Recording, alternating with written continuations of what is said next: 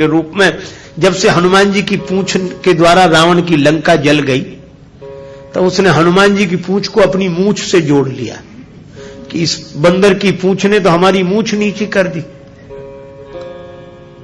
वो सोए जागे तो हनुमान जी की पूंछ दिखे उसे, आंख बंद करे तो पूंछ दिखे। परेशान हो गया।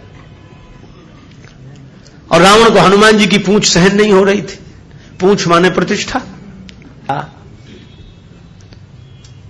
पर रावण ने सोचा कि इस बंदर को पकड़वाएं। 4 तरह की सेनाएं भेजी। हाथी पर सवार सैनिक, घुड़सवार, रथी और पैदल। और चारों सेनाओं ने हनुमान जी को चारों तरफ से घेरा। लक्ष्मण जी को चिंता हुई। लक्ष्मण जी बोले, प्रभु हनुमान जी अकेले हैं, 4 सेनाएं उन्हें घेर रही हैं, गदा भी नहीं लिए हैं हाथ में, आज्ञा हो तो हम चले जाएं। राम जी बोले, नहीं जाने की जरूरत है लक्ष्मण, हनुमान जी अकेले ही काफी है। अतुलित बलधामा। अच्छा तो लड़ेंगे कैसे? बोले अभी देखना। लक्ष्मण जी बोले, कमाल कर रहे हैं हनुमान जी। तुलसीदास जी बोले, अतुलित बलधाम है। राम जी बोले, लक्ष्मण और एक बात तो देखो, ये तो आगे का कमाल है, पीछे तो देखो। पीछे क्या? बोले पीछे पूंछ अपना कमाल कर रही। जो चक्कर में पड़ा, लपेटा, पटका, साफ किया, फिर दूसरे के लिए तैयार। और पूंछ की लंबाई निश्चित हो तो आदमी सोचे कि इस एरिया मत जाना, खतरा है। पर ये पूंछ बढ़ भी जाए और घट भी जाए। कवितावली में रावण सोच रहा था सेनाएं इकट्ठी गई है तो बंदर को पकड़ के लाएंगी। एक बंदर 4 सेनाएं। न तो सेनाएं लौटी, संवाददाता लौटे, समाचार देने वाले। रावण ने कहा, बंदर कहां है? संवाद देने वाले बोले, बंदर तो वहीं। सेनाएं कहां? बोले साफ मर गई सेनाएं। हां, क्यों? कहा कि महाराज उस बंदर के सामने टिकना मुश्किल है। जो सामने गए टिके ही नहीं, जाते ही साफ हो गए। रावण बोला, वो ना समझ थे जो सामने गए। सामने अगर नहीं टिक रहे थे तो पीछे से वार करते, चोर हमला करते, पीछे से पकड़ते। संवाददाता बोले, नाराज मत होना, आगे वाले तो कुछ देर टिके भी, पीछे वाले तो उतनी देर भी नहीं टिके। कहा, पीछे क्या गड़बड़ी होती थी? बोले पूंछ में लपेट कर। रावण बोला, चुप, फिर वही पूंछ, मेरे सामने पूंछ का नाम मत लो। संवाददाता बोले, नहीं ले रहे। रावण ने सोचा कि इस बार हम भेजेंगे, अमर सेना भेजेंगे। कवितावली में वर्णन है, मरने वाली सेना नहीं, अमर सेना, मरेगी नहीं। राम जी के दल में गुप्तचरों से समाचार पहुंचा कि अमर सेना आ रही है। विभीषण जी बड़े चिंतित हुए, राम जी चिंतित हुए, अमर हैं तो मरेंगे नहीं। और राम जी बोले, हमारी प्रतिज्ञा कैसे पूरी होगी? निश्चरहीन करऊं मही, और ये है अमर। हनुमान जी को पता लगा। हनुमान जी बोले, प्रभु चिंता मत करो, दास को आज्ञा दो, कल एक नहीं बचेगा। तो बोले, अमर हैं, उन्हें मारोगे कैसे? वे अमर हैं। हनुमान जी बोले, हम भी अमर हैं। राम जी बोले, उन्हें ब्रह्मा जी ने वरदान दिया है कि तुम अमर रहो। हनुमान जी बोले, हमें हमारी जानकी माता ने कहा, अजर अमर गुण निधि सुत हो।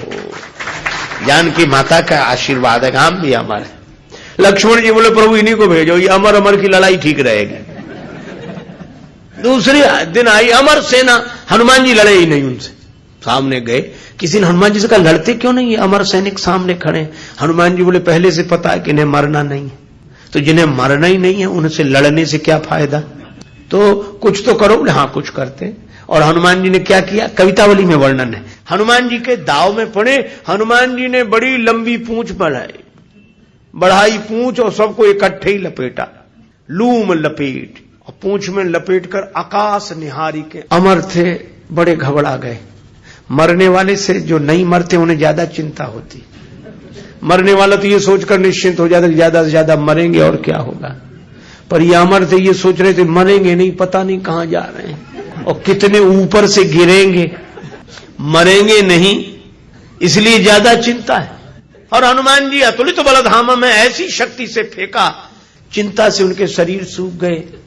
क्यों? बोले, चल आकाश में उड़ते ही जा रहे हैं कि ये तो और ऊपर उड़ रहे हैं, और ऊपर जा रहे हैं। और हनुमान जी ने इतने ऊपर फेंक दिए कि पृथ्वी की गुरुत्वाकर्षण सीमा रेखा को पार कर गए। पृथ्वी उन्हें नीचे खींच ही नहीं सकती थी।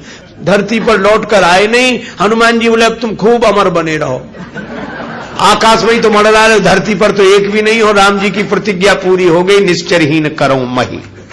रावण आज बड़ा प्रसन्न था कि अमर सेना गई है, तब तो वानर को पकड़कर लौटेगी ही।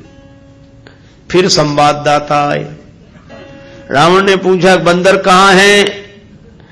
संवाददाता बोले बंदर तो वहीं है। सेना? संवाददाता बोले ये कैसे कह दें कि मर गई, अमर थी तो मर तो नहीं गई पर गई, हमने जाते देखी लौटकर आते नहीं देखी। तो कहा इतनी बड़ी सेना को आकाश में कैसे फेंक दिया? बोले फिर नाराज हो गया, पूंछ में लपेट कर।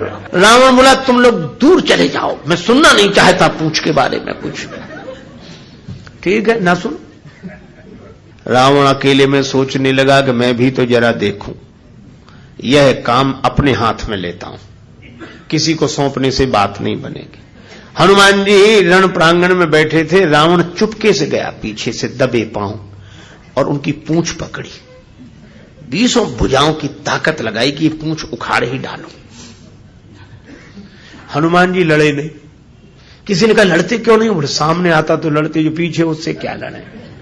तो कहा कुछ तो करो। रावण सोच रहा था कि हनुमान जी मुड़ेंगे और हमसे भिड़ेंगे, पर हनुमान जी न भिड़े न मुड़े, उड़े। ये तो उसको कल्पना नहीं थी कि ऐसा भी हो सकता है। उड़े उड़े बजरंग बली, और ऐसे उड़े। रावण पूंछ पकड़े था, जल्दी जल्दी में छोड़ नहीं सका, कल्पना होती तो छोड़ देता। और रावण पूंछ पकड़े था, हनुमान जी उड़े तो रावण भी लटक गया।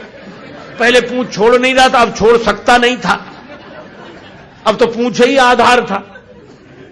हनुमान जी उड़ते ही जाए, उड़ते ही जाए।